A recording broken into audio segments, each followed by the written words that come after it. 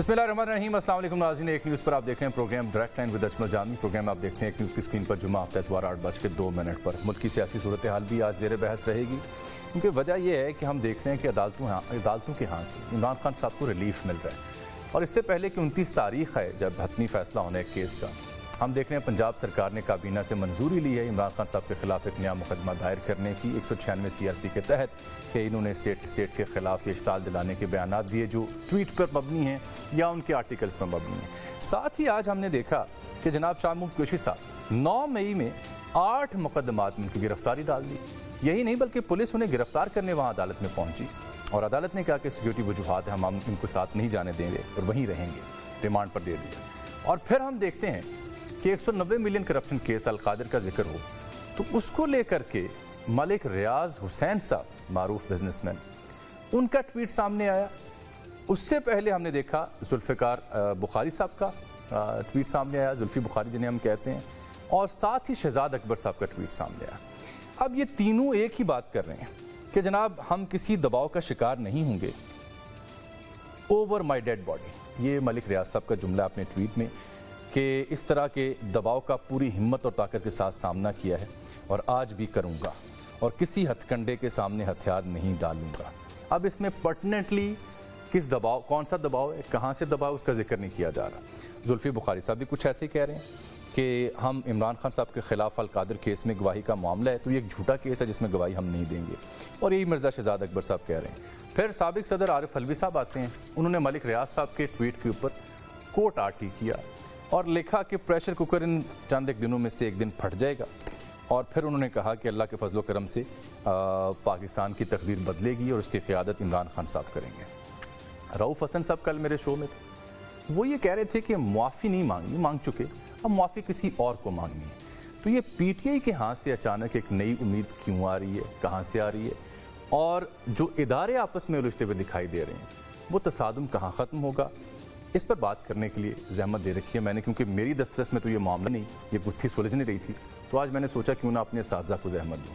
मेरे उस्ताद जनाब हबीब अकरम साहब तशरीफ़ रखते हैं और उनके और मेरे उस्ताद सातज़ुल सातज़ा जनाब मुजीबुर रहमान शामी साहब तशरीफ़ रखते हैं। सर आप दोनों को खुश आमदीद कहते हैं। सातज़ा की मौजूदगी में मेरी ख्वाहिश है कि हमको गुत्थी सुलझाएँ कि आगे होने क्या जा रहा है और ये तसादुम क्या राह इख्तियार करेगा। उम्मीद है उलझेगी नहीं बल्कि सुलझेगी गुत्थी।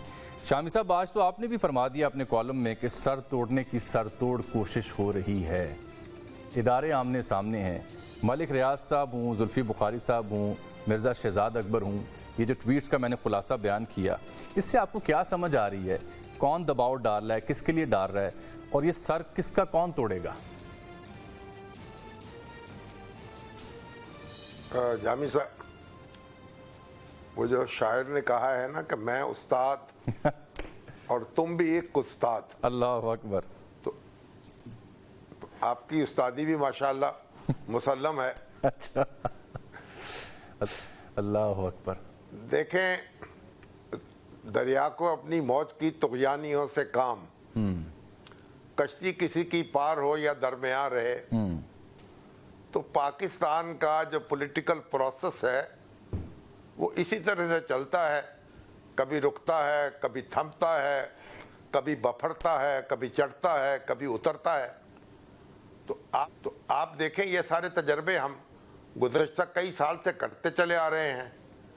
मुकदमे दर्ज होते हैं, हुकूमतें ख़त्म होती हैं, लोग गिरफ्तार होते हैं और फिर उसके बाद कुछ अर्सा गुजरता है तो फिर मंजर तब्दील होना शुरू हो जाता है। तो आप देखें नवाज शरीफ साहब जो हैं वो कैसे ज़ेरो बम से गुजरे हैं। खुद आसिफ अली जरदारी साहब कम बेश 10-11 साल तो जेल में रहे ना। बिल्कुल रहे, और इसी मुल्क में रहे, और फिर मुकदमात उन्होंने एक एक करके ख़त्म हुए तो ऐवान सदर में पनाह ले ली तो कुछ रुक गए मामलात। और अब नवाज शरीफ साहब जो हैं वो यानी इख्तदार से निकाले गए, पहले तो फौज के ज़रिए निकाले गए, परवेज़ मुशर्रफ साहब ने उनको निकाला, उन पर मुकदमा हो गया हाई जैकिंग का, उम्र कैद की सज़ा हुई, फिर जलावतनी नसीब हुई, सज़ा ख़त्म हुई, कुछ कई साल बाहर रहे, फिर वापस आए, फिर अपना सफ़र शुरू किया, और फिर जब इख्तदार संभाला تو پھر سپریم کورٹ کے ذریعے بے دخل کیے گئے. تو اب عمران خان صاحب جو ہیں وہ بھی اسی پروسیس سے گزر رہے ہیں. یعنی پہلے وہ کئی سال محنت کی, انہوں نے جد و جہد کی, ایک بڑا طویل عرصہ ہے. 1996-97 میں سیاست میں آئے, اور سیاست میں آنے سے پہلے بھی وہ ایک پبلک فگر تھے, ایک عالمی شہرت یافتہ کھلاڑی تھے, اور اس کے بعد شوکت خانم ہسپتال بنا کر پورے پاکستان سے تحسین وصول کر چکے تھے.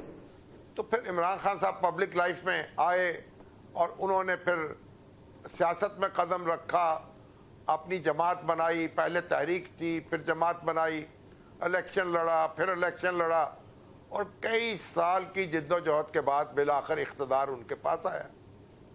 اور ان کے اقتدار میں پھر ان کے مخالفین کے ساتھ وہی کچھ ہوتا رہا جو حزب اختلاف کے لیڈروں بالکل کے ٹھیک ساتھ بات ہوتا ہے.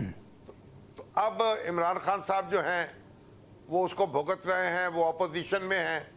تو اب انہوں نے جو, آپ دیکھیں نا, ہم تاریخ پہ نظر ڈال لیں, گزشتہ 4-5 سال کے واقعات کو سامنے رکھ لیں, تو اب جو تحریک انصاف کے جتنے لوگ مجھ سے ملتے ہیں, اور خود عمران صاحب کے بارے میں بھی جو خبر ملتی ہے یا ان کے خیالات کے بارے میں کچھ پتہ چلتا ہے, تو سب یہ کہتے ہیں کہ ہم نے اسمبلیوں سے استعفیٰ دے کر غلطی کی. بالکل ٹھیک ہے, کہتے ہیں. اور پنجاب اور کے پی کے کی حکومتیں توڑ کر غلطی کی.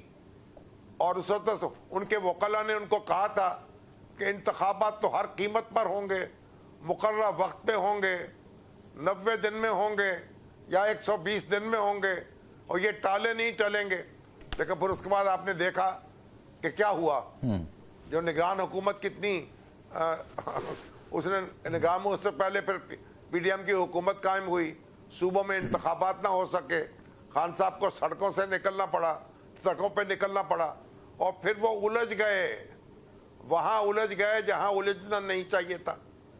وہ بفرے ہوئے ہجوم جو ہیں انہوں نے غصہ نکال لیا ہماری فوجی تنصیبات پر, قومی اداروں پر, اور اس سے معاملات مزید الجھاؤ پیدا ہو گیا.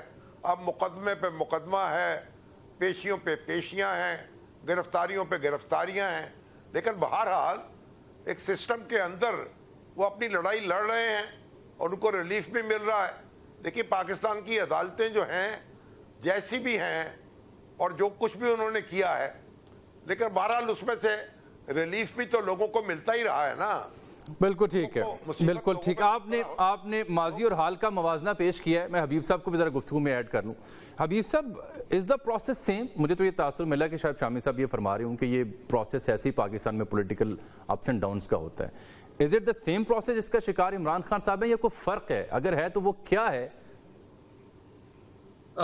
شامی صاحب, تاریخ کا تسلسل اگر دیکھیں تو جیسے شامی صاحب نے فرمایا ہے کہ بالکل ایسے ہی ہوتا ہے, اور شاید پاکستان میں ایسا ہی ہوتا رہے اگر قسمت ہمارا ساتھ چھوڑ چکی ہے, دیوتاؤں نے منہ لیے ہیں, آسمان ہم سے ناراض ہے. تو اس صورت میں تو ہم اسی راستے پہ چلتے رہیں گے اور اسی چکر میں پھرتے رہیں گے. لیکن اب دنیا بدل گئی ہے, پاکستان اپنے آپ کو نہیں بدل رہا, پاکستان کے لوگ اپنے آپ کو نہیں بدل رہے, یہاں کے اکابر خود میں تبدیلی لانے کے قائل نہیں. پوری دنیا میں ریاست جو ہے وہ خود کو نئے سانچے میں ڈھال رہی ہے, وہ خود کو زیادہ شفاف بنا رہی ہے, اور پاکستان میں بھی تقاضا یہی ہے. پاکستان میں سادہ سی بات ہی تو کی جا رہی ہے کہ ابھی آزاد کشمیر میں کیا ہوا ہے. آزاد کشمیر میں لوگوں نے یہی پوچھا کہ بھائی اتنی بڑی بڑی گاڑی چلاتے ہو, کام کیا کرتے ہو؟ پیٹرول ہم بھرواتے ہیں, چلاتے تم ہو, مزے تم لوٹتے ہو, اس کے عوض ہمیں کیا ملتا ہے؟ صحیح. اب مسئلہ یہ ہے کہ یہ سوال پوچھا جانا ہے اور یہ سوال پوچھا جاتا رہے گا. اب یہ کوئی روک نہیں پائے گا. ہاں, اس کی شدت کبھی زبردست کے سامنے کم ہو جائے گی, اور کوئی تھوڑا سا برداشت کرنے والا ہوا تو اس کے سامنے بڑھ جائے گی. یہ تو چلتا رہے گا. اب پرابلم یہ ہے کہ کیا ہماری ریاست کی جو طاقت کی ایکویشن, وہ مساوات جو ہے, جو الیکشن کے ذریعے خود کو درست کرتی چلی جاتی ہے, پاکستان میں انفارچونیٹلی وہ نہیں ہو سکتا. پاکستان میں طاقت کا یہ ڈھانچہ تھا, اس میں جو تدریجی تبدیلی آنی 2024 کے الیکشن کے بعد وہ نہیں آئی. اور ہم نے اس سے پہلے 2024 کے الیکشن سے پہلے اپنے دستور کو بازیچہ اطفال بنا دیا, بلکہ اس کے اوراق کی کشتیاں بنا کر شاہراہ دستور کی خشکی پر دوڑا دی. اب آپ سوچیں نا کہ جب عدالت کا حکم ہو کہ الیکشن نہ ہو، مجھے آج تک یہ سمجھ نہیں آئی، میں قانون کا ایک ادنا طالب علم ہوں جامی صاحب، مجھے یہ بالکل سمجھ نہیں آئی کہ آخر وہ کیا معاملہ ہے، وہ کیا استدلال ہے کہ جس کے تحت ایک صوبے کی اسمبلی ٹوٹی 90 دن کے اندر الیکشن کی بجائے وہ پتہ نہیں کب ہوئے۔ ٹھیک کہہ رہے ہیں۔ اب میں تو اس معاملے کو نہیں سمجھ پایا، اس کا مطلب یہ ہے کہ کوئی یہاں پر کوئی طاقت ایسی ہے جو دستور سے بالاتر ہے۔ جو طاقت دیکھیے جی دنیا بھر میں جامی صاحب لڑائی ایک ہی رہی ہے کہ بادشاہ بھی قانون کا پابند ہے۔ ٹھیک ہے، لیکن شامی صاحب ایک فرق تو ہے نا کہ ماضی میں طاقتور حلقہ جو ہوتا تھا، اسٹیبلشمنٹ کی میں کھل کے بات کر لیتا ہوں، انہیں ایک عدالتی تعاون بھی ان کے ساتھ رہا، جس بھی مشن پر وہ گامزن ہوئے، عوامی تائید بھی سامہاؤ رہی، اور اکانومی کا بھی انٹرنیشنل سرکمسٹانسز کی وجہ سے بہتر صورتحال رہی، ڈالر فلو رہا، کسی نہ کسی ہم عالمی سسٹم کا حصہ رہے، چاہے وار اگینسٹ ٹیررزم ہو یا اس سے پہلے کا دور ہو۔ اب وہ تینوں چیزیں لگ رہا ہے کہ سسٹم کے ساتھ اس طرح سے نہیں ہیں جیسے ماضی میں ہوا کرتی تھیں، اور یہی بنیادی وجہ ہے کہ اس حد تک افراتفری اور بے یقینی ہے۔ آپ ایگری کرتے ہیں اس؟ دیکھیے ابھی حبیب اکرم صاحب نے ذکر کیا 2024 کے انتخابات کا، پھر یہ الیکشن وقت پہ کیوں نہیں ہو سکے، مقررہ وقت میں کیوں نہیں ہوئے، تو میں توجہ دلاؤں گا آپ کی کہ پنجاب میں بلدیاتی ادارے قائم تھے جی، جو پی ٹی آئی کی حکومت تھی اس نے وہ ادارے توڑ دیے، اس کے بعد وہ معاملہ ہائی کورٹ میں گیا، پھر سپریم کورٹ میں گیا، سپریم کورٹ نے وہ ادارے بحال کر دیے، اور وہ حکم جو تھا وہ کالعدم قرار دے دیا۔ جسٹس گلزار صاحب چیف جسٹس تھے، لیکن وہ ادارے بحال نہیں ہوئے، ان کے اختیارات بحال نہیں ہوئے، اور وہ سپریم کورٹ اس پہ سوتی رہی، اور وہ عمران خان صاحب کی حکومت ختم ہو گئی۔ لیکن یہ اس کا جواز یا دلیل تو نہیں ہو سکتی نا کہ ایسا ہی ہوتا رہے آگے بھی عام انتخابات کے لیے؟ دلیل نہیں ہے، دلیل نہیں ہے، یہ صرف پس منظر ہے۔ اس کے بعد سپریم کورٹ نے ایک الیکشن کرانے کا حکم دیا، سپریم کورٹ پھر سو گئی۔ جب سپریم کورٹ اپنے احکامات پر سو جاتی ہے تو پھر ان پہ عمل نہیں ہوتا۔ اگر سپریم کورٹ اس پر نوٹس لیتی، توہین عدالت کی کارروائی کرتی، تو پھر عمل ہوتا، کوئی نہ کوئی سر قلم ہوتا۔ لیکن اب تو عدالتیں جاگ رہی ہیں۔ ابھی اردو زبان نافذ کرنی تھی، سپریم کورٹ کا فیصلہ موجود ہے، ہاں، لیکن اس پہ عمل درآمد لکھا ہوا ہے، وہ اس پہ عمل درآمد نہیں ہو رہا۔ نہ سپریم کورٹ غور کر رہی ہے، جب غصہ آتا ہے کسی جج کو تو اردو میں فیصلہ لکھ دیتا ہے۔ جواد خواجہ صاحب پہلے لکھتے تھے، نہیں اب بھی لکھا گیا، اختر کیانی صاحب انہوں نے لکھا ہے 8 صفحوں پر مشتمل۔ محسن اختر کیانی صاحب نے لکھا، یعنی وہ سمجھتے ہیں بھائی انگریزی میں لکھیں گے تو لوگوں کی سمجھ میں نہیں آئے گا، جب لوگوں کو براہ راست کوئی بات سمجھانا چاہتے ہیں تو اردو میں بھی فیصلے لکھ لیتے ہیں۔ تو یہ اچھی بات ہے۔ بات یہ ہے کہ یہ سارے معاملات ہمارے سامنے ہیں۔ بات یہ ہے کہ وہ کہتے ہیں نہ تم بدلے، نہ دل بدلا، نہ دل کی آرزو بدلی، میں کیسے اعتبار انقلاب آسماں کر لوں، ہمارے اہل سیاست نہیں بدلے، انہوں نے سبق نہیں سیکھا، وہ اسٹیبلشمنٹ کے ساتھ مل کر کھیل کود میں مصروف ہیں، اپنے مخالفوں کو زج کرنا چاہتے ہیں، وہ اقتدار کا کھیل دستور کے اور قانون کے دائرے میں نہیں لڑنا چاہتے، بائی ہک اور کرک اقتدار پر قبضہ کرنا چاہتے ہیں، پھر قابض رہنا چاہتے ہیں، اور یہ بار بار اس کے مناظر ہم دیکھ چکے ہیں، اور جب تک یہ سبق نہیں سیکھیں گے، یہ اپنا کندھا پیش کرتے رہیں گے، اس وقت تک یہ معاملہ جاری رہے گا، مملکت کمزور ہوتی چلی جائے گی، ریاست ہانپتی نظر آئے گی، اور خدا معلوم پھر اس کے بعد ہانپتے ہانپتے اس پر کیا گزرے۔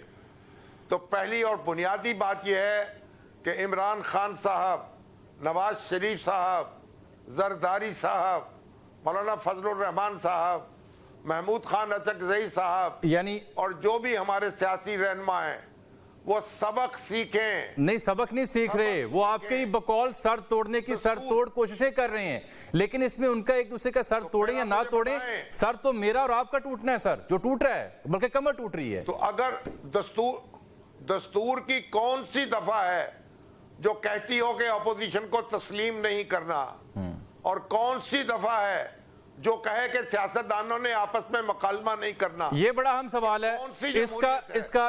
اس کی دلیل حبیب صاحب بھی دیا کرتے ہیں. جی حبیب صاحب، یہ بڑا اہم سوال ہے اور اسی پہ میں آنا چاہ رہا تھا جو شامی صاحب نے بھی اٹھایا کہ سیاست یا آئین کی کون سی ایسی روایت یا ایسی دلیل یا ایسی نظیر ہے کہ آپ نے سیاستدانوں سے مکالمہ نہیں کرنا اور کہنا کہ میں بات کروں گا اسٹیبلشمنٹ سے کروں گا، جو عمران خان صاحب کہتے ہیں. کیسے جسٹیفائی ہم اسے کر سکتے ہیں؟ دیکھیے، اصل مسئلہ یہ ہے کہ یہ جو مکالمہ ہے، کیا اس کو اس بنیاد پر استوار کیا جائے گا کہ پاکستان مسلم لیگ نون کے مینڈیٹ کو تسلیم کر لیا جائے، متحدہ قومی موومنٹ کے مینڈیٹ کو تسلیم کر لیا جائے، گویا 2/3 میجورٹی مان لی جائے اور پاکستان تحریک انصاف اپنی حاصل کردہ اکثریت جو اسے فارم 47 کے ذریعے دوسروں کو دے دی گئی، اپنی بساط پہ قناعت کر لے؟ تو کیا یہ ہے معاملہ کہ الیکشن کو پہلے تسلیم کیا جائے اور پھر آگے بڑھا جائے؟ اگر تو یہ شرط ہے مذاکرات کی، تو میرا تو خیال یہ ہے کہ جو بھی پارٹی پاکستان تحریک انصاف کی جگہ ہوتی وہ ڈیفینیٹلی خودکشی کے پروانے پہ دستخط کرتی. میں آپ کو اس کی ایک مثال دیتا ہوں. جب 2018 کی پارلیمنٹ بنی تو اس وقت پاکستان مسلم لیگ نون نے بڑا شور مچایا کہ جناب یہ الیکشن تو جعلی ہوا ہے، جی دھاندلی کا الزام لگا. بالکل، اور ایک باقاعدہ پارلیمانی کمیٹی بنی. بالکل ٹھیک. اور خیال یہ تھا کھل جائے گا، لیکن اس وقت پاکستان مسلم لیگ نون نے یہ موقف اختیار کیا کہ الیکشن تو کھولنا ہے، لیکن الیکشن سے پہلے کے جو 2 سال ہیں ان کے اندر جو واقعات ہوئے ان کا جائزہ بھی یہ پارلیمانی کمیٹی لے گی اور پھر الیکشن کے اوپر ان کے اثرات دیکھے گی. تو بات TOR پر آ کر رہ گئی. اس کے بعد وہی اسمبلی، اسی اسمبلی کے بطن سے محترم شہباز شریف صاحب کی حکومت نے جنم لیا اور پھر اس نے اگلے 16-17 ماہ بلا شرکت غیر حکومت جی پی ڈی ایم سرکار نے وہ جو دائیں جیب میں اور چھڑی وہ جو بائیں ہاتھ میں، اور اس کے بعد کوئی الیکشن 2018 کا نہیں کھولا گیا. آپ ذرا تصور کیجئے کہ وہ لوگ جو کہہ رہے تھے کہ یہ اسمبلی جعلی ہے، اس اسمبلی سے حکمران بنے اور انہوں نے اس الیکشن کو نہیں کھولا. تو آج کا الیکشن جو ہے کیا تقاضا ہے کہ آپ چلیے آج کے الیکشن کو کھول کے دیکھ لیتے ہیں. یہ بات تو پاکستان تحریک انصاف کی طرف سے بھی کی جا چکی ہے اور ظاہر ہے سیاستدانوں سے کی گئی ہے. اس کا جواب کیا؟ تو شامی صاحب، کیا وہ اس حکومت کو تسلیم کر کے مذاکرات کریں؟ تسلیم کیے بغیر کیسے مذاکرات ہو سکتے ہیں، جو حبیب صاحب بھی نقطہ اٹھا رہے تھے؟ دیکھیے ہمیں نہ کسی کا وکیل بننا ہے نہ کسی کا سفیر بننا ہے.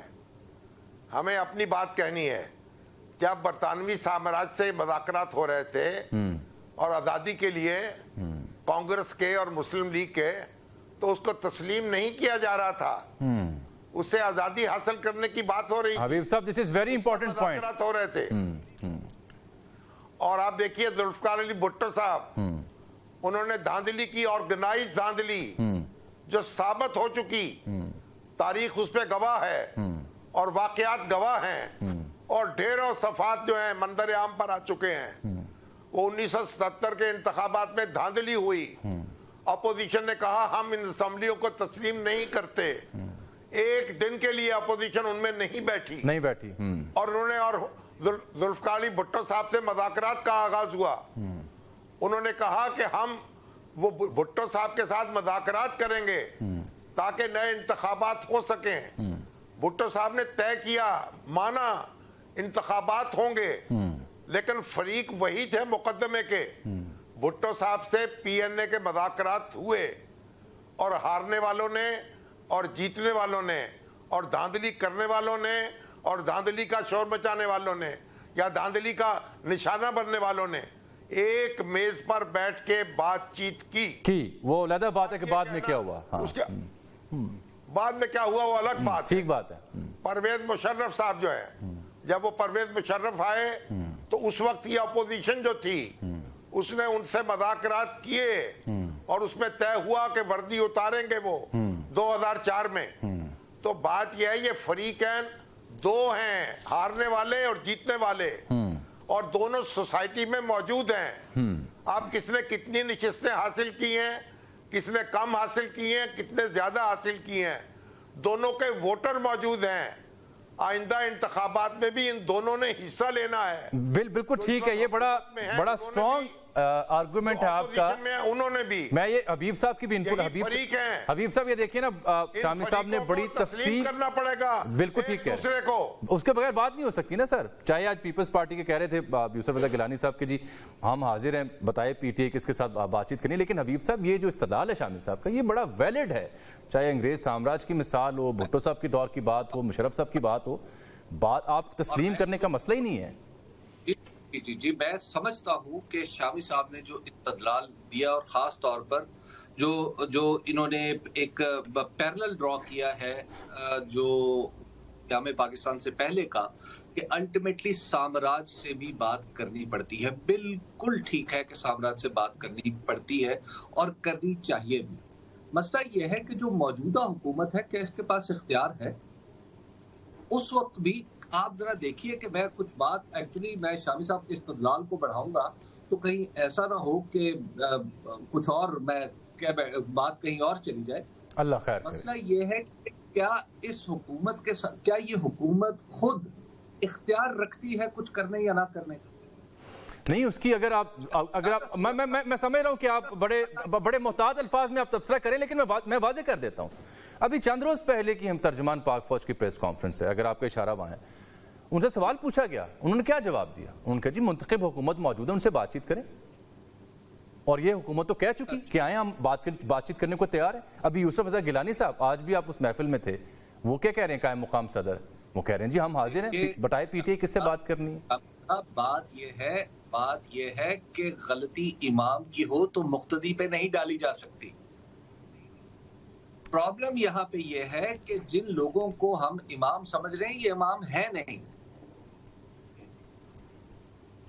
अच्छा, तो एक ब्रेक मैं ले लेता हूं और इस ब्रेक के बीच तय करते हैं कि इमाम है कौन। एक ब्रेक के बाद नाज़रीन।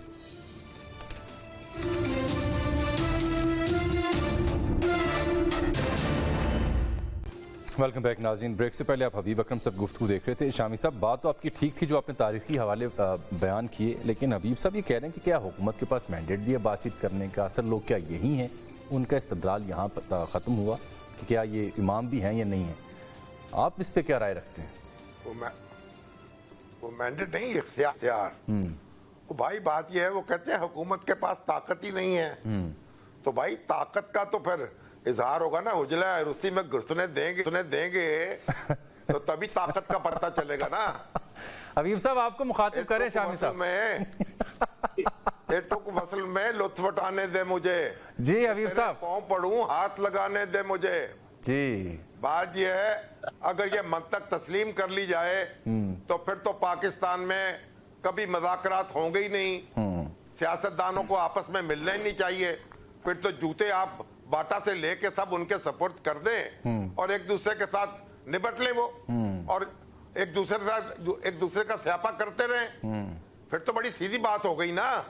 और भाई फिर जब इमरान खान साहब की हुकूमत थी तो इख्तियार उनके पास नहीं था, और जब इनकी हुकूमत है तो इख्तियार उनके पास नहीं। वैसे ये बात आपकी दुरुस्त है, ये बात आपकी बड़ी दुरुस्त है कि जब वो इक़्तिदार से हटे वो खुद भी और उनके रहनुमा भी कहा करते थे कि वो फैसले तो कहीं और होते थे, हम तो मजबूर थे। ठीक है ना।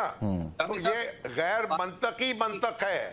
बिल्कुल ठीक। अब आपको जो फरीक पार्लियामेंट में मौजूद हैं उनको बात करनी पड़ेगी। बिल्कुल ठीक। जब वो मुत्तहिद हो जाएं, किसी बात पर एग्री कर जाएं, तो पार्लियामेंट आईन में तरमीम कर सकती है, पार्लियामेंट कानून साजी कर सकती है, और पार्लियामेंट जो है अपने आप को, अपनी कुव्वत जो है पूरी, अगर सारे इकट्ठे हो जाएं और ये सारे किसी बात पर राजी हो जाएं, दुनिया की कोई ताकत इनका रास्ता नहीं रोक सकती। सर मौका था ना, बड़ा अच्छा मौका था, जब नतायज जैसे भी आए थे तो नवाज शरीफ साहब हुकूमत बनाने की बजाय इकट्ठे हो जाते, तीनों के साथ मिल जाते। उन्हें एक बड़े खैरखा ने मशवरा भी दिया था, लेकिन तब वो नहीं माने, क्योंकि ऑब्वियसली भाई उनके पीएम बन गए और बेटी उनकी सीएम बन गई। लेकिन हबीब साहब कुछ कहना चाह रहे हैं, उनको सुन लूं मैं, एक थोड़ा सा वक्त दीजिएगा। जी हबीब साहब। शरीफ का मसला है ना, शहबाज का मसला है ना, इमरान का मसला। ठीक है, ये हमारा मसला है। सही है, सही। अब हबीब साहब इस पे कुछ कहना चाह रहे हैं, मैं उनकी बात सुन लूं। जी हबीब साहब।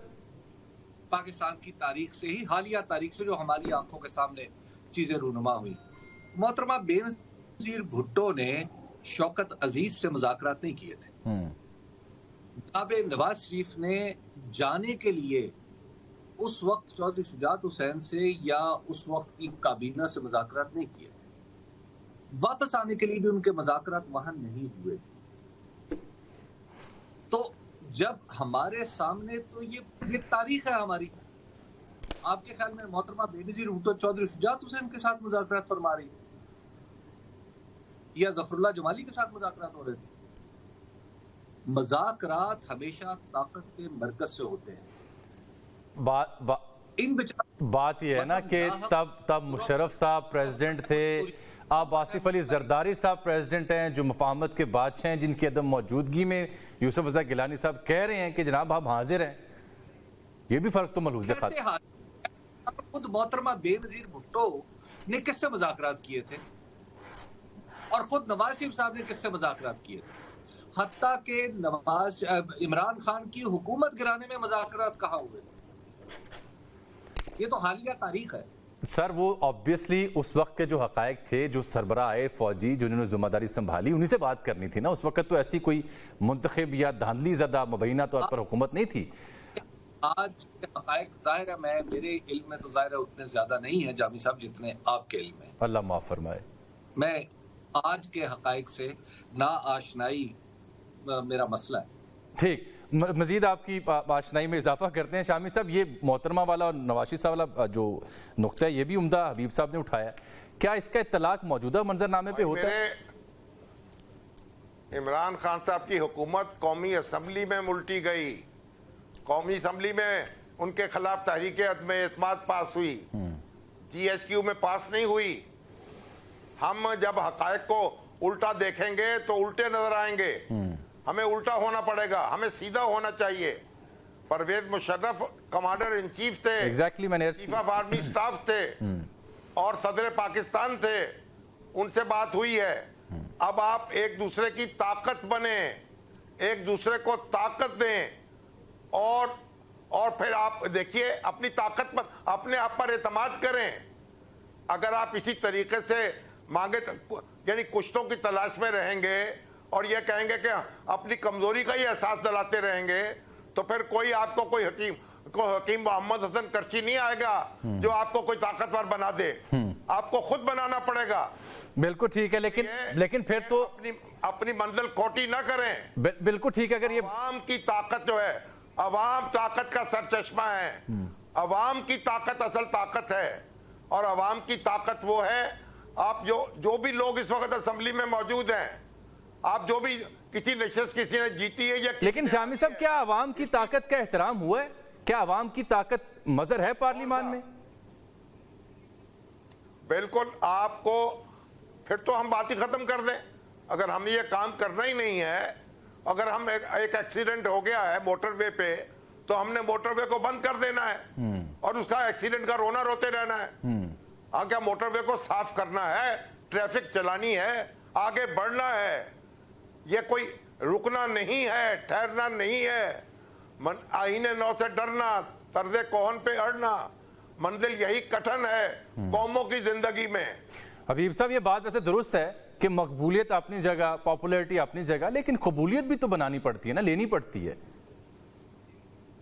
तो उसको दस्तूर में लिख दे ना। मसला क्या है इस वक्त पूरा पाकिस्तान क्या कर रहा है भाई, वहां दस्तूर में लिख दे भाई। नवाज शरीफ साहब, देखिए ये बात तो मैं मानता हूं कि नवाज शरीफ साहब हैं या दूसरे सियासतदान हैं, इमरान खान उनसे मुख्तलिफ है या शायद सियासी हवालों से या सियासी दावपेच में किसी दर्जे में शायद उनसे कमतर होंगे। लेकिन अहम बात यह है कि पाकिस्तान की तारीख में आज तक के मुज़ाकरात कहाँ होंगे भाई। 1993 में जब हुकूमत जा रही थी नवाज शरीफ साहब की, एक दफा असेंबली टूटी थी और फिर सुलह हुई थी, तो कहाँ हुई थी और किसकी इंटरवेंशन से हुई थी? ये बात भी काबिल फहम है। देखिए बात यह है कि हमारे पाकिस्तान के कुछ तल्ख हकायक हैं। ये तो जितनी पॉलिटिकल पार्टियां हैं, जो PMLN है या जो पाकिस्तान पीपुल्स पार्टी है, मुत्तहिदा कौमी मुल्क, इन्होंने खुद को PMLQ के दर्जे पर फाइज किया। अब इसमें किसी का दबाव नहीं है, किसी का कुछ नहीं, ये उनकी अपनी पॉलिटिक्स थी ना। तो अपनी पॉलिटिक्स का जवाब कैसे कोई दे के जनाब मोहतरमा बेनज़ीर भुट्टो को कहा जाए कि वो PMLQ से मुज़ाकरात करें? या नवाज शरीफ को कहा जाए कि जनाब वो चौधरी परवेज इलाही से मुज़ाकरात करते जब वो वज़ीर आला। लेकिन हबीब साहब, एक नुक्ता इसमें बड़ा अहम है ना, ये तो डिबेट फिर जारी बात है नेवर एंडिंग है। एक नुक्ता, क्या ये दुरुस्त नहीं है कि अब के मंजरनामे का और माजी की सूरत हाल में ये फ़र्क जो मैं पहले भी शामी साहब खिदमत में अर्ज़ किया कि अदलिया भी खड़ी हो रही है, पॉपुलैरिटी भी कहीं और है, और इकॉनमी भी तनज़्ज़ुल का शिकार है, डॉलर इनफ्लो भी नहीं है। ये तीन जो निकात हैं ये माजी में मुक़्तदरा के साथ हुआ करते थे, अब नहीं है। ये कितना इंपॉर्टेंट फ़र्क है और इसका नतीजा क्या बरामद हो सकता है? देखिए, सबसे इम्पोर्टेंट और अहम तरीन जो फ़र्क है वो तो ये है कि, लेकिन पहले ये आप इन तीन निकात से इत्तफाक करते हैं? मैं इत्तफाक करता हूँ। पहले ये तीनों एक ही कतार में होते थे, अब वो नहीं है। अब ऐसी सूरत में उसकी वजह ये है कि देखिए, वो बाज़ औक़ात अब आपके इदारे के अंदर अफराद बदल जाते हैं, और अफराद जैसे जैसे नस्ल बाद नस्ल आगे आते चले जाते हैं तो उन तब्दीलियों को आपने एक्सेप्ट करना होता है। और जाहिर जिसका जितना जोर चलता है उस तब्दीली के खिलाफ जोर लगाता है, अपनी ताकत आजमाता है। देखिए, ये तारीखी प्रोसेस है। मसला ये है कि आज आप शामी साहब और हम इसको वाकयाती तनाजुर में देख रहे हैं। मैं आपको अर्ज करना चाह रहा हूं कि ये तनाजुर बदल चुका है। आप वाकयाती तनाजुर में कभी इस तरफ से पकड़ेंगे तो आपकी चेकर्ड हिस्ट्री में से एक दलील उसके हक में आ जाएगी, आप दूसरी तरफ से पकड़ेंगे तो एक अवतार तारीख में से एक मिसाल उसके हक में आ जाएगी। मसला ये है ही नहीं। मसला ये है कि ये सिर्फ पाकिस्तान के अंदर भी, पाकिस्तान से बाहर भी, भाई दुनिया अब डिमांड कर रही है कि आप अपनी जगह पर बैठे हैं तो आप हमें हिसाब दीजिए। बिल्कुल ठीक है शामी साहब, मैं बार बार आपके कॉलम का भी जिक्र कर रहा हूँ और ये तीन निकात की तरफ भी तवज्जो दिला रहा हूँ। ये फैक्ट है या नहीं है? आप भी इसका इतराफ़ करते हैं नहीं? अगर है तो फिर इस सूरत में ये तसादुम कहाँ ख़त्म होगा? ये तो फिर बड़ा खूनी तसादुम हो सकता है, कोई इमरजेंसी लग सकती है, कोई निज़ाम पलटा जा सकता है। देखिए, पहली बात तो ये नोट कर लीजिए कि अब कोई 58(2) भी नहीं है दस्तूर में, 58(2) भी नहीं है। सदर के पास असेंबली तहलील करने का इख्तियार नहीं है, वो गुलाम इसाक के पास था, जो परवेज मुशर्रफ के पास था, वो अब नहीं है। आइन बदल चुका है और इस वक्त मुल्क में मार्शल लॉ नहीं है। आप ये जो और ये मकबूलियत जो है, इसके अफसाने ना हमें सुनाए जाएं, ये घटती बढ़ती रहती है। कभी कोई पॉपुलर है, कभी कोई पॉपुलर है, कभी किसी के पांव से जमीन निकल जाती है, कभी किसी के आसमान आसमान सर पे पड़ता है। ये मकबूलियत घटती बढ़ती रहती है। अगर ये मकबूलियत कोई ठोस चीज होती तो फिर एक ही बार इंतखाबात होते, हर 5 साल के बाद इंतखाबात ना होते। इसलिए इस नारेबाजी में ना आए। और आप ये देख लें, अगर सोसाइटी में जाएं, कोई 100% वोट किसी के पास नहीं है। ये तो फैक्ट है, ठीक बात है। किसी के पास वीटो नहीं है। आप अपने आप को धोखा ना दें, लोगों को भी धोखा ना दें। सोसाइटी में जाएं, मेरे साथ चलें, और मैं अगर वीटो किसी के पास है तो मैं आप बता दें किसके पास है। तो इसलिए ये जो लोग सोसाइटी में मौजूद हैं, जो स्टेक होल्डर्स हैं, जो आइन जिन्होंने बनाया है, जो कौमी असेंबली में बैठे हैं, उनको एक दूसरे के साथ गुजारा करना पड़ेगा, एक दूसरे को तस्लीम करना पड़ेगा, रास्ता निकालना पड़ेगा। वो एक दूसरे को तो तस्लीम बाद में करेंगे, फिलहाल तो इदारे एक दूसरे को तस्लीम नहीं कर रहे। मैं बार बार तवज्जो आपकी मबजूल करवा रहा हूं। इदारे भी करेंगे, आप परेशान ना हो। इदारों के पास जो कॉन्स्टिट्यूशनल इख्तियार है उसको इस्तेमाल करेंगे। उनको भी अकल आएगी, फिक्र न करें। उनको भी अपनी हदूदो क़यूद का पास करना होगा। असल बात यह है कि आवाम के जो नुमाइंदे हैं वो देखें मलकियत का जो हक मलकियत है ना, उस पर तो जम जाए ना। क्यों इधर उधर भटकते हैं? इधर उधर ना भटकें और तू हुस्न के एक मरकज़े कुल की तरफ आ। हर जुज़वियो महदूद हकीकत से गुजर जा। इधर ना उलझाएं। एक जड़ से पकड़ लें चीजों को। और जड़ ये है कि पार्लियामेंट जो है वो ताकत का सरचश्मा है और उसे ही होना चाहिए। बिल्कुल ठीक। हर अदारा जो है पार्लियामेंट के सामने सरनगू होगा اور تبھی معاملہ چلے گا، کاش ایسا ہو، ملک آگے چلے گا۔ کاش ایسا ہو، لیکن حبیب صاحب جڑ کو کیا پکڑنا ہے؟ یہاں پہ پی ٹی آئی سے کہا جاتا ہے وہ معافی مانگے، رؤف حسن صاحب مجھے کہتے ہیں کہ اب کسی اور نے معافیاں مانگنی ہے۔ یہاں تو یہ ضد پڑ گئی ہے، جڑ خاک پکڑنی ہے ہم نے، اور وہ تو خواجہ سراؤں سے معافی نہیں منگوا سکتے تو اور کس سے منگوائیں گے؟ لیکن یہ المیہ کم ہے کہ خواجہ سراؤں پہ حملہ کر رہے ہیں۔ تو بس یہ المیہ خواجہ سراؤں کا ہے یا ان کا ہے؟ اور پھر رانا ثناءاللہ صاحب کی سٹیٹمنٹ بھی سن لیں۔ ہم اپنے آپ کو خواجہ سراؤں کے سپرد کیوں کرنا چاہتے ہیں؟ مرد بنے نا، چلیں اپنے مسائل خود حل کریں۔ اب میں آپ کے اس جملے پہ مزید کچھ نہیں کہہ سکتا، میرے میں مزید ہمت نہیں ہے۔ اچھا حبیب صاحب، وہ جڑ پکڑنے کی بجائے ہم تو ایک دوسرے سے ضد پہ معافی منگوانا چاہ رہے ہیں۔ جاوید صاحب، مسئلہ یہ ہے کہ پاکستان میں سب لوگ کس بات کی دہائی دیتے رہے؟ یہ جو آج یک اتحاد ثلاثہ حکومت میں آیا ہے فارم 47 کی مہربانی کی وجہ سے، تو یہ اتحاد ثلاثہ کے سبھی اعضاء ہمیں کیا بتاتے تھے؟ دستور کی بالادستی، حضرت ووٹ کو عزت دو، ووٹ کو عزت دو، دستور ہم نے بنایا ہے۔ اچھا، اب آپ ذرا تصور کیجئے نا کہ اسی دستور کو مان لیں، اس دستور کا ماننا ہر شخص پہ فرض ہے یا نہیں ہے؟ اچھا، ابھی آپ فرما رہے ہیں کہ اداروں کے درمیان جنگ ہوگی، اداروں کے درمیان کیسے جنگ ہو سکتی ہے؟ بھائی سمپل سی بات ہے کہ ہمارے دستور نے عدلیہ کے ہاتھ میں توازن دیا ہے کہ آپ نے پوری سوسائٹی کو توازن کرنا ہے، دستور کے ڈھانچے میں کہیں خلل پیدا ہو، آپ نے دوبارہ کانٹے کو واپس اسی جگہ لے کے آنا ہے، اور اسے پھر ایک یہ راستہ بھی دے دیا کہ ہم سب لوگ عدالت کا حکم ماننے کے پابند ہیں۔ اب اس بات پہ کون سا بحران ہے کہ اگر چند اشخاص یا کسی ادارے کے سربراہ کو یا کسی ادارے کے نمائندے کو اگر کسی عدالت نے بلا لیا، یا تو آپ واضح کر دیں کہ جناب یہ بات یہ ہے کہ آئندہ فلاں فلاں فلاں جو ہے وہ عدالت کے سامنے حاضری بھرنے سے بالکل صاف انکار کرتا ہے اور اس کو امیونٹی دے دی گئی، تو یہ مسئلہ یہ ہے کہ کس چیز کو بحران کہہ رہے ہیں؟ اور عدالت کے سامنے پیش ہونے میں، عدالت کا فیصلہ ماننے میں کسی کی شان گھٹتی ہے کیا؟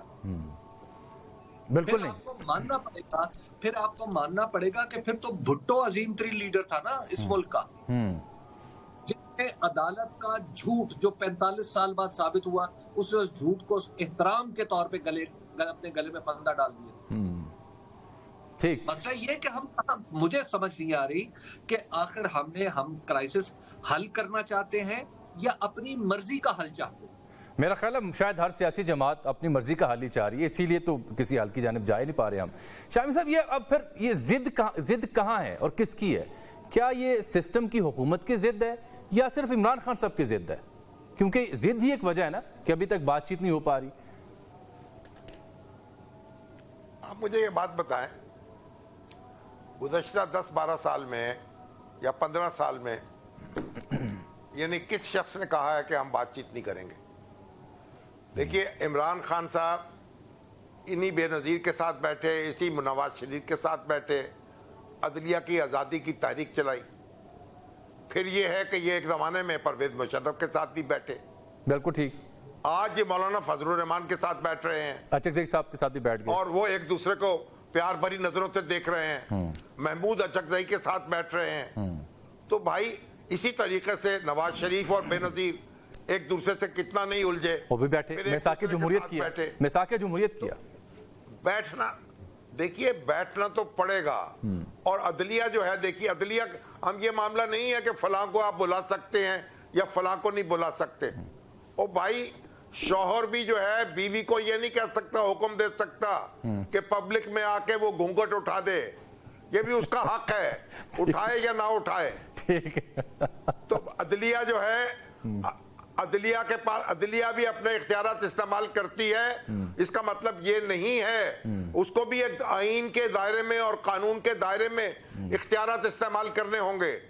اور عدلیہ نے اس سے پہلے ہمارے چیف جسٹس حضرات نے اور ججوں نے کیا کیا ستم ڈھائے ہیں، ہم نے دیکھا نہیں ہے۔ بالکل ٹھیک۔ لیکن بہرحال عدلیہ کی آزادی پہ اگر حرف آئے گا، ہم عدلیہ کے ساتھ ہوں گے، ہم مفروضوں پہ کیوں الجھیں؟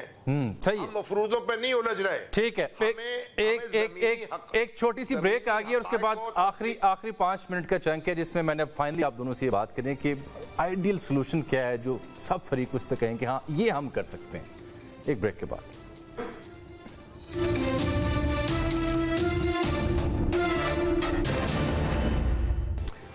ویلکم بیک ناظرین. حبیب صاحب، بیئر منیمم سلوشن کیا ہو سکتا ہے کہ فریقین راضی ہو جائیں کہ یہاں بات ہو سکتی ہے، سسٹم بھی چلتا رہے، عوام کو بھی تسلی ہو کہ ہمارے بڑے ہمارے رہنما مل بیٹھے ہیں، افراتفری ختم ہو رہی ہے؟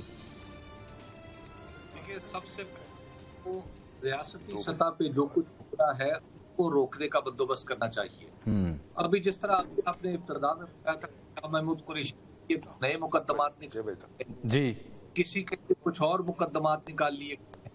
جب آپ سب سے پہلے جو ریاست نے حکومت کو قوت دے رکھی ہے اس قوت کو استعمال ہونے سے رکھیں سیاسی مخالفین اور ان this case P T I کے خلاف. اور اس کے بعد جب یہ لوگ باہر آئیں تو بات پھر آگے بڑھے گی. مسئلہ یہ ہے کہ جب آپ جیل میں رکھ کے مذاکرات کرنے کی کوششیں جو ہے وہ کبھی بھی کامیاب نہیں ہوتی. بالکل ٹھیک ہے. ایک بہت چھوٹی ہوتی ہے جیل میں رکھنے کی.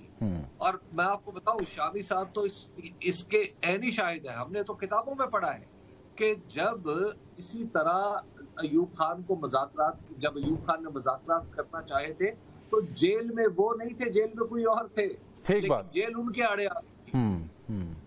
ٹھیک. اب شامی صاحب، یہ تو بات درست ہے نا کہ کوئی بیئر منیمم سٹیپس تو لینے چاہیے. اگر حکومت واقعی سنجیدہ ہے مذاکرات کرنے میں تو وہ خیر مصطفیٰ کمال صاحب تو کہہ رہے تھے میں نواز شریف ہوتا میں ناشتہ لے کے چلا جاتا عمران خان صاحب کے پاس، لیکن یہ بیئر منیمم ایفرٹس تو ہونی چاہیے. یہ جو غیر ضروری مقدمات ہیں، اب چونکہ باقی مقدمات میں ریلیف مل رہا ہے، اس کی پوری سیکوینس ہے، چاہے گواہی ڈھونڈی جا رہی ہو اب نئی یا پھر نیا مقدمہ درج کیا جا رہا ہو ان کے اوپر یا شاہ صاحب کے اوپر، یہ بھی تو عوام کو نظر آتا ہے. اس سے بھی حکومتی سنجیدگی مذاکرات کے لیے ظاہر نہیں ہوتی. جب عمران خان صاحب کی حکومت تھی وہ کہتے تھے مقدمات پر بات نہیں ہوگی، نواز شریف کے مقدمے پہ بات نہیں ہوگی، حسن اقبال کے مقدمے پہ بات نہیں ہوگی، شاہد خان عباسی کے اور سعد رفیق کے مقدموں پہ بات نہیں ہوگی، انہیں جیلوں میں گلنے سڑنے دو. ہم اس وقت کہتے تھے چھوڑیں مقدموں کو ایک طرف رکھیں، وہ عدالتوں میں ہوتے رہیں گے، آپ بیٹھیں اور معاملات کو درست کریں. بات یہ ہے یہ ان کو ہمیں الجھنا نہیں ہے، ہمیں الجھاؤ کو ختم کرنا ہے. اور بھائی حماس کے اور اسرائیل کے مذاکرات ہو رہے ہیں. نہیں تو شامی صاحب الجھاؤ بڑھا کون رہا ہے یہ بھی تعین کر دینا. میں آپ کی بات سن رہا ہوں، آپ بالکل درست بات فرما رہے ہیں، لیکن الجھاؤ پیدا کون کر رہا ہے، ضد پہ کون کھڑا ہوا ہے، یہ بھی تو کچھ بیان کیجئے نا.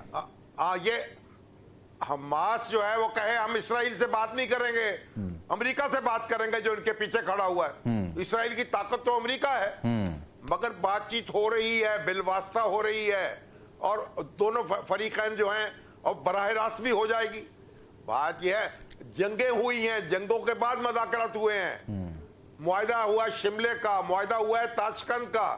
انڈیا اور پاکستان نے بیٹھ کے اور سرنڈر کرنے کے بعد ملک کا آدھا حصہ دینے کے بعد پھر بات چیت ہوئی ہے.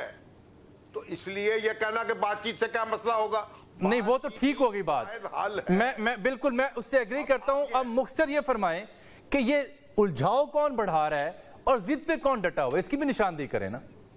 دیکھیے مجھے ہر آدمی جو بات سن رہا ہے وہ جانتا ہے، میں اس پہ نشاندہی کر کے کسی ایک فریق کو کسی دوسرے فریق کو مرد الزام نہیں ٹھہرا سکتا، نہ ٹھہرانا چاہتا ہوں. ٹھیک ہے، میں چاہتا ہوں میری بات فریقین توجہ سے سنیں. بالکل ٹھیک. آپ نے فریق نہیں ہوں، آپ حل پیش، میں ان کا میں دونوں کا حلیف ہوں. میں ظفر نہ کسی کا رقیب ہوں، میں کسی کا رقیب نہیں ہوں.